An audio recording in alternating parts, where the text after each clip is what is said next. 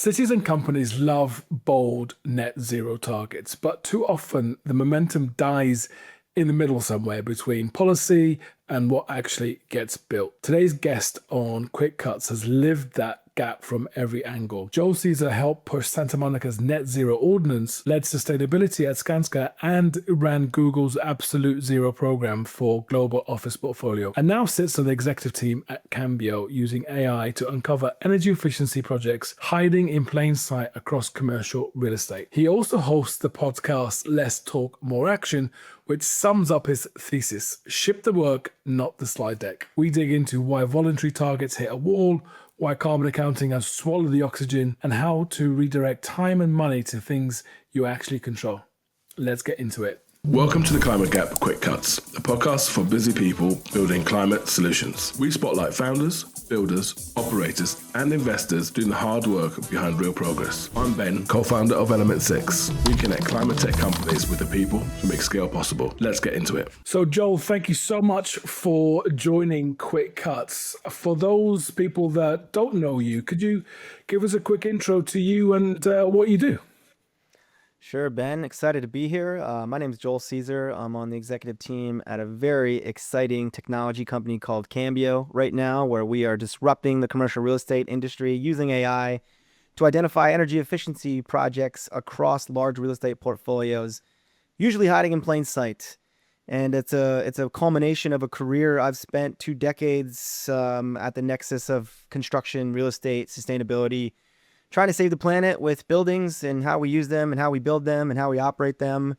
I spent some time at the city of Santa Monica leading sustainability there. We built one of the world's greenest buildings while I was there. I got put in charge of. I did sustainability at Skanska, one of the world's largest construction companies, and spent a good amount of time at Google on the real estate and workplace services team, what they call RUS sustainability team, where I led the global net zero program for 4 years, focused on their office building portfolio, which was exciting and challenging and has led to a lot of new perspectives I think I bring to my current role. And I also am a podcaster myself. I host a show called Less Talk, More Action, which I think maybe is a good way to put a pin in my intro here, because that podcast, that title is really like galvanizing my current thesis on 2 decades in this field of sustainability, corporate sustainability, government sustainability, looking at the industry at large and seeing that there's been a lot of noise and I think wasted energy. And, we're now at the point where there's really great solutions technology on the shelf and we just got to deploy them. So that's kind of the perspective of that show. And it's really how I try to attack this work. Yeah. Well, for those that haven't followed, I'd encourage you to jump onto those episodes. There's some really great topics and thought-provoking, action-oriented conversations. So I enjoy them. I'm sure others will too. All right. So setting the stage on why net zero gets stuck between policy and practice. As you've said, you've been on both sides, right? You've been inside city policy and inside corporate real estate, particularly at Google. Why do you think net zero appears so promising in the press release, but actually falls so short in execution? So it's of course a nuanced answer, and I'll try to keep it as brief and succinct as I can. But I appreciate the question because I think it's something that we all are grappling with, and even myself questioning whether or not net zero is the right term, the right motivation anymore. But going back to, like you asked, the way you teed up the question, when I was at the city of Santa Monica, I started there in the Office of Sustainability. I was in charge of the green building program.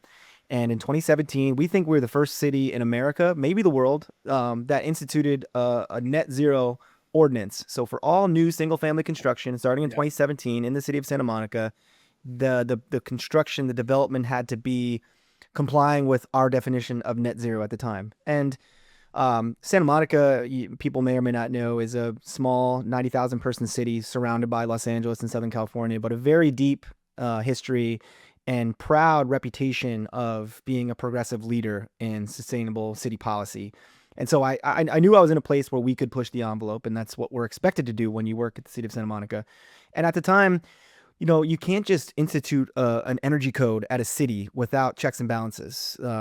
As a city, you can do in California what they call reach codes. You can go above and beyond the state energy code for new construction, but you have to demonstrate through a pretty thorough analysis to the California Energy Commission that you've done the homework to demonstrate that you're not going to put an overly burden the community with your policy. So we did a cost-effective analysis. We looked at existing technology. We looked deep at what it costs to build a net zero building in Santa Monica, a net zero single-family residence, and all of our analysis showed actually it was not just going to not burden the single-family developers, but there was an argument to be made it was the better financial decision. And so we went forward with it, and I think that taught me a lesson of, wow, this is 2017. We are in this moment. Like when we first sat down and said, okay, we're going to do a reach code because we always do a reach code in Santa Monica, and the California Energy Code recycles every 3 years. And I was in the seat like, okay, let's do the reach code. And I was the first one to say like, well, what if we asked about net zero? Like, are we there yet?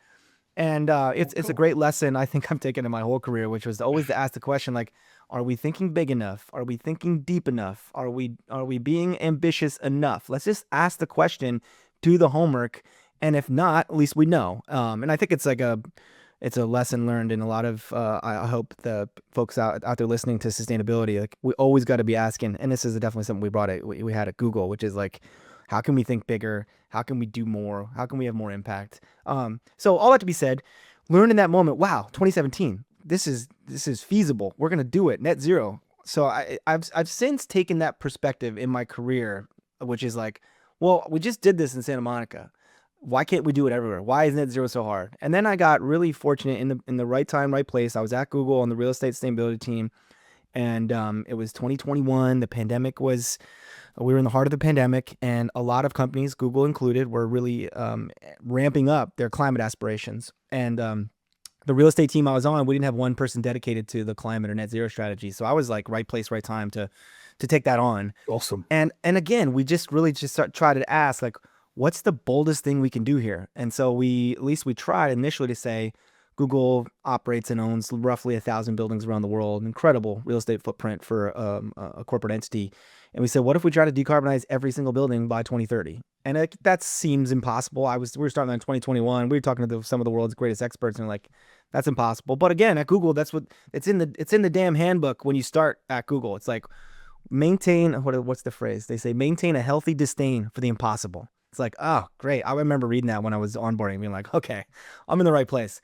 But again, to come back to a long answer to your question, why is it messy in practice is, I witnessed at a place like Google where net zero is very complex. And I was in the real estate organization. And of course, there's many business units across Google, and there's a chief sustainability officer and some very senior, famous executive leadership at that company that are required to, or at least thinking about how does the company hit net zero.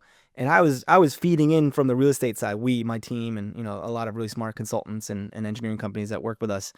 And I think the complexity, the messy part is this is private business, and it's competitive, and this is America, and this is capitalism, and net zero targets are not required. And I won't share all the details of how things went down there, and hopefully they're still pursuing a lot of the goals that were established when I was working there. But you start to realize this idea that we're going to voluntarily get companies in a competitive environment to commit to net zero, and the outlook on how that return on investment is quantified for them is murky. And so I don't know, I come away thinking maybe we were delusional the whole time, thinking like voluntary net zero targets were ever going to actually last. Yeah, I've heard that from different people, across the board, expressing that same sort of view. Let's dip into targets versus reality for a second, then. So it's not going to be a surprise to your listeners and followers that you've said we should scrap net zero targets altogether. What makes you say that about the way targets are used today, then? Well, I think the thesis on that perspective, and again, sometimes I'm trying to be a little provocative, Yeah. but I said this on one of our podcasts recently. We were discussing how Formula One, right, the organization that runs Formula One, recently had a announcement that they're super committed to themselves hitting net zero, and have done a lot of great work. And my co-host and I were just batting that idea around, being like, is that the right thing? Should a company that is literally traveling around the world using fossil fuel vehicles to race each other, can they actually hit net zero? And as we dug into their story, there's a ton of incredible work F1 is doing, very tangible impact to reduce emissions, to reduce energy, to make the environment better in their business practices. But then to actually hit net zero, and I'm using air quotes, you get into having to, buy some kind of carbon offset or carbon removal or renewable energy credit. And you get into this murky world of, okay, there's only so much we can do as a business that relies on fossil fuel usage to race cars. So for the rest of it, we're going to spend a bunch of money and hire a bunch of consultants and do a bunch of measurement of this invisible gas in the atmosphere and where it may or may not go in these projects around the world that are trying to remove the carbon. And it's like all of that time and energy being spent on that part of the net zero analysis could instead be directed back into the business on the things they can control to continue reducing emissions, reducing costs, and making the environment and better, and making the life better for their employees and their customers and their fans. And so I kind of said, like, in the world of corporate sustainability, I would encourage the leaders and the consultants that are advising these companies to say, like, focus entirely on the things that in your business that you control, and continue to improve them and try to decarbonize them and spend all that time and energy.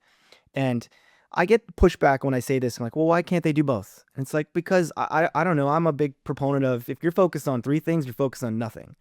And I think there's a ton of time being wasted, energy being wasted on these scope 2, scope 3, value chain, carbon removal. How do we get to net zero for the things we actually can't decarbonize? And it's like, what if we just forgot about that? Like I said, that's no longer a strategy of ours. Every market, every company, every government should focus on the things they can control entirely. I think we'd have incredible more progress than those circular discussions we have and the very consultant heavy world of counting emissions and deciding if they're scope 2, scope 3, or if they comply with science-based targets or the greenhouse gas protocol. And to me, that whole world is just, I think, obsolete already, and we just haven't acknowledged it. Yeah. I was going to ask you about that messy middle that not many people talk about, but I think you've summed that up really well. What happens after the bold goals hits the ground, and what gets in the way, and if it's funding, technology, or the way organizations are wired, where I think you've tapped on that. Well, and I'll just tell one more quick story about this. In one of my previous roles, we got highly focused on refrigerants. So refrigerants are considered super pollutants as a greenhouse gas. They are better, more effective at trapping heat than carbon dioxide. And they leak incredible amounts of refrigerants around the world from HVAC units. And we were starting to think, okay, this is a problem. And even as we continue to electrify our portfolio, refrigerant leakage from HVAC systems will become a bigger chunk of our emission profile. And so I got really interested in this, and like, there's really cool technology, and there's machine learning that's going to be applied, and there's lots of ways we can improve that challenge. But we got so caught up in, well, if we're a tenant in a building, but we operate the HVAC system, if the refrigerant leaks, is that scope 1 or scope 2? And I remember being like, I don't know. Fuck, someone just tell me. Like, I don't really care. Like, and then we spent weeks, it turned into months, and consultants spending time calling science-based targets and greenhouse gas protocol trying to get a ruling on this. And I'd be like, guys, we could have spent all this time and energy actually trying to stop the thing from leaking. And I think it's a microcosm of everything that's happening in this industry. Like, we have too many people focused on counting that are incredibly smart, well-educated, well-intentioned. But imagine if we could focus their energy on actually stopping things from being emitted or reinventing business models to be the future that we need. So again, that's kind of a microcosm of, I think, the challenge we're all operating in right now. Yeah, I think you've summed that up really succinctly. I was wondering if there's any lessons that you can share other than that. When you look back at what you described as Santa Monica's or Google's absolute zero push, what did you think you learned about where policy ambition breaks down, in practice? Well, I think, even though I said earlier I'm super proud of the work we did in Santa Monica to be the first city in the country to institute a net zero ordinance, I think my perspective on this industry has changed dramatically in the 8-9 years since, which is as a city employee, and back then wherever I was in my career, I was super interested in how city policy, government policy, energy policy could influence our effort to mitigate climate change. I think now it maybe is the problem, regulation and policy. In that there's Tom Steyer had a quote recently. I don't know if it was written or where I heard it, and I might be paraphrasing, but he said to the effect of, when you allow things to get built, just in general, like when you kind of enable construction or development to happen through less regulation or streamlined permitting, when you allow things to get built, clean energy gets built. So it's like we should stand on the shoulders of the giants who've came before us and paved the way to make solar as affordable as it is now, to advance battery technology to where it is now, to this whole pathway we now have to reignite nuclear and the new technologies that are going to enable carbon-free nuclear energy. Amazing. Look what's done in the last 30, 40, 50 years. I'm not diminishing that incredible work, but we don't need the government to prop those markets up anymore. We actually need the government to just get out of the way. I mean, I think what's happening a lot in America right now, you're seeing is, of course, there's like this current administration's, they have an axe to grind with clean energy, but I think that'll waver because it's becoming clear the smart minds, even in that administration and on that political party, are realizing we need renewable because it wins. It's quickly deployed. It's cost effective. And so, I think if we just got to a point in America and probably around the world where we said, like, let's let things get built. We need housing. We need transmission. We need new power generation. And if we just kind of don't regulate it, we're going to see much more clean energy. And it's like, I think Texas in America is a great example where you're seeing more clean energy deployed than places like California. And it's like, well, one place spends a lot of time thinking about how the government can influence that market. The other says, how do we get the government out of the way of everybody? And look what happens in the place where the government gets out of the way of everybody. You're seeing more clean energy get deployed. Okay, so optimistically looking forward and maybe rethinking sustainability. If net zero as a framework, is it working? If we agree that, what do you think should replace it? And how do you see the sustainability movement being blown up and restarted in a healthier way, like macro level? Well, Ben, I'd love to bounce this around with you. This is a place in my perspective that I don't have the answer yet. But I am a believer in, I think it needs to be blown up. And sometimes that is the solution. Like, let's blow it up and see what regrows in its place. And I get pushed this question a lot, even from friends of mine in the industry, that like I think, no, I'm coming from a positive place. Like, I'm solution oriented. I do want impact. I know there's threats to the planet. And they're like, okay, great. Well, what's your solution? What are you going to do differently? And I'm like, I don't know, except that I just know what we're doing is not working and it's getting worse. And we're wasting a ton of money and a ton of young people's ambition and energy. Like it's hard to quantify this, but I continue to like, I get a lot of young people, especially when I was at Google, a lot of young people coming out of college would like send me a LinkedIn. Hey, like your career looks amazing. I'd love to learn more about it. And then you start talking to them and they're like, oh, I'd love to be an ESG reporting accounting person at Google. I'm like, no, you don't.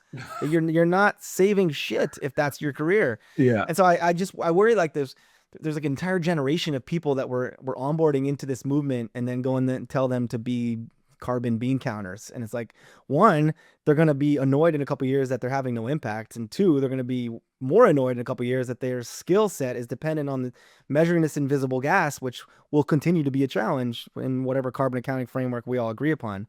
So it's a long way of saying, I think about this a lot.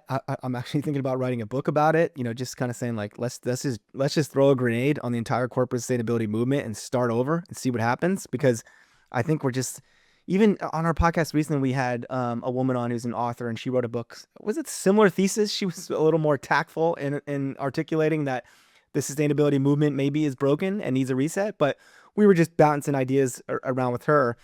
And we were like, let's just say like a lot of us in this position have been doing this a while, agree with my perspective, which I think a lot do. And it's like, well, how do we change it? Who do you go to? Who's the body of government, or who's on the Mount Rushmore of sustainability that we can be like, hey, like, time out. Can we like ask you if we can change course and stop going to Davos and stop doing COP and stop doing the IPCC? I know there's a lot of good data in the IPCC, but it's like, what if we just didn't do all those things and we kind of got back to I don't know, and I'll kind of try to wrap up my perspective on this with one other thought, which is like I worry that the term climate has become toxic and climate net zero. What if we just scrap those terms? I mean, even myself, I got into this work. I was in college in 2001. I took intro to geology and I learned about climate and the environment. And I decided I wanted to make this my career. I wanted to do something to protect and enhance the environment, the earth that I love.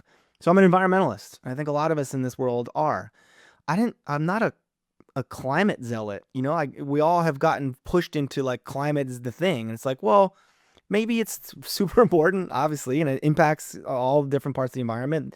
But I wonder if we just scrapped climate and instead got back to focusing on nature, on the environment, on public health. We might even get better climate outcomes by focusing on the things that we don't call climate. So Yeah. again, I'm still workshopping the answer to your question, but I'll stand behind. I think the movement needs to be definitely at least, I don't know if a grenade thrown on it, but definitely needs to be shook. Something.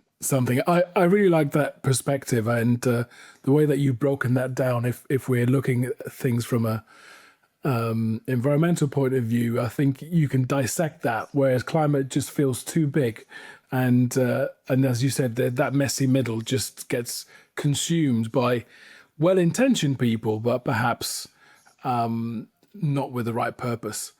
So I wonder, can we finish with some practical advice for leaders, listeners?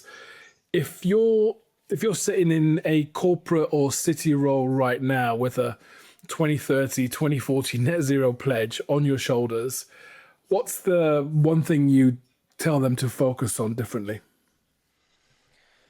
Well, I would I would say if I'm talking to corporate entities, I would say let's look long and hard on how much time and money you spend reporting to the whatever entity you think you need to Yeah. disclose your efforts towards climate. I think we spend way too much time and money on that effort, the reporting part. So that's a simple message to the corporate world. Hey, you want to commit to net zero? Great. Have a definition, but focus more of your effort on action. I continue, in my day job now, we work with commercial real estate entities, and a lot of them have net zero targets, and bravo to them. You know, we're trying to support them, but we try to use AI to streamline and automate a lot of the reporting because our one of my perspectives is like if we can do that, this term that a lot of the corporate sustainability world likes to use, like, hey, I can't really work on my solar project or my nature project because I'm in reporting season. It's like, oh my God, get rid of that. There should be action season, not reporting season. So that's, I guess, my first lesson to the corporate world. Think about how much your time and money you're spending on reporting and whether or not it's actually bringing value to your business. I would argue a lot of times it's not.